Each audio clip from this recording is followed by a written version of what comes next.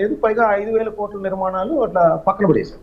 ఉమ్, దానిలో ఎటువంటి అనుమానం లేదు. ఆయన ఇప్పుడు వాళ్ళ పార్టీ నాయకులందరూ అమరావతికి మేము ఎప్పుడు వ్యతిరేకం కాదంటున్నా కూడా గత 5 సంవత్సరాల్లో ఎందుకు అట్లా పెట్టారు, రోడ్లు తవ్వుకెళ్తుంటే ఎందుకు చేశారు, లేదా అక్కడ రైతులు న్యాయమైన పోరాటం చేస్తా ఉంటే ఎందుకు మాట్లాడలేదు అనే దాని మీద వాళ్ళు ఎప్పుడు కూడా ఆ ప్రశ్నలకు సమాధానం చెప్పలేని పరిస్థితిలోనే ఉన్నారు. అసలు అంతెందుకండి, ఇప్పుడు అమరావతి చట్టబద్ధత లేకపోతే మావిగని ప్రతిపాదించారు. సార్ రైతులు ఎక్కడైనా వెనకటి వేశారు. నిన్న 10 పరుగులు 1000 ఎకరాలు ముందుకు వచ్చి ఇచ్చారు కదా. ఉమ్, మరి అక్కడ ఎవరిని నమ్ముతున్నారు? స్వచ్ఛందంగా ఇచ్చారనేది మరి ప్రభుత్వం ప్రకటించింది. పోనీ అక్కడ నిజంగా రైతులు మీకు మద్దతు ఇస్తుంటే, రైతులు మీకు అక్కడ అన్యాయం జరుగుతుందని అనుకుంటుంటే, నిజంగానే కొంతమంది అక్కడ మొన్న మధ్య వచ్చి ఒక అతను గుండెపోటుతో కూడా చనిపోయారు.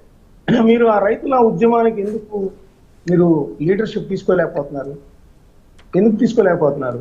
అంటే నేను అనేది ఏంటంటే, జగన్మోహన్ రెడ్డి గారు ఇప్పటికైనా ఒకటి చెప్పాల్సింది ఏంటంటే, ఇప్పుడు నిన్న మన రమేష్ గారు చెప్పారు, చంద్రబాబు నాయుడు గారు లోకేష్ గారు వస్తున్నారు. చంద్రబాబు నాయుడు గారు నేను ఒక మాట కూడా చెప్పారు, ఏంటి సిఆర్డిఏ పరిధిలోనే ఉంది, దానికి కొద్దిగా ఎక్స్టెన్షన్ మచిలీపట్నం అది ఉంది, అది మొత్తం కావాలంటే 8,352 కిలోమీటర్లు సిఆర్డిఏ పరిధి.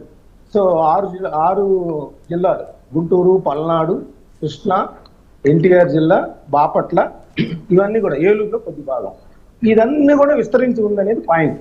ఉమ్, నేను అన్నది ఏంటంటే, ఇప్పుడు జగన్మోహన్ రెడ్డి గారు ఒకటి ప్రజలకు సమాధానం చెప్పాలి. ఏంటంటే, మీరు అమరావతిలో రియల్ ఎస్టేట్ వ్యాపారం జరిగింది, ఇన్సైడర్ ట్రేడింగ్ జరిగింది అన్నారు. గత 5 సంవత్సరాల్లో మీరు నిరూపించారా ఆ అవినీతిని? కానీ ఎందుకు నిరూపించారు? ఎందుకంటే మనం ఒక ఎలిగేషన్ చేసినప్పుడు ఖచ్చితంగా నిరూపించాలి. అవును. ఇప్పుడు చంద్రబాబు నాయుడు గారు తప్పు చేశారన్నారు, స్కిల్లో అరెస్ట్ చేశారు, అదేదో ప్రయత్నం జరిగింది.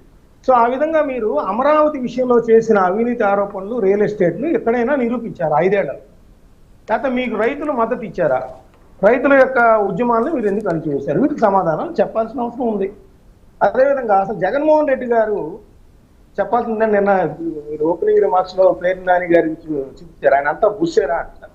ఉమ్, అసలు జగన్మోహన్ రెడ్డి గారు నదీ తీరంలో అది మునిగిపోయిద్ది అని ఒకసారి చెప్తారు. ఉమ్, నదీ తీరం కాదు, అసలు రాజధాని అనేది దేశానికి ఉంటది కానీ రాష్ట్రానికి ఉండదు అంటారు. ఉమ్, అక్కడెక్కడో దేశానికి 3 రాజధానులు ఉన్నాయని ఆయన చెప్తారు.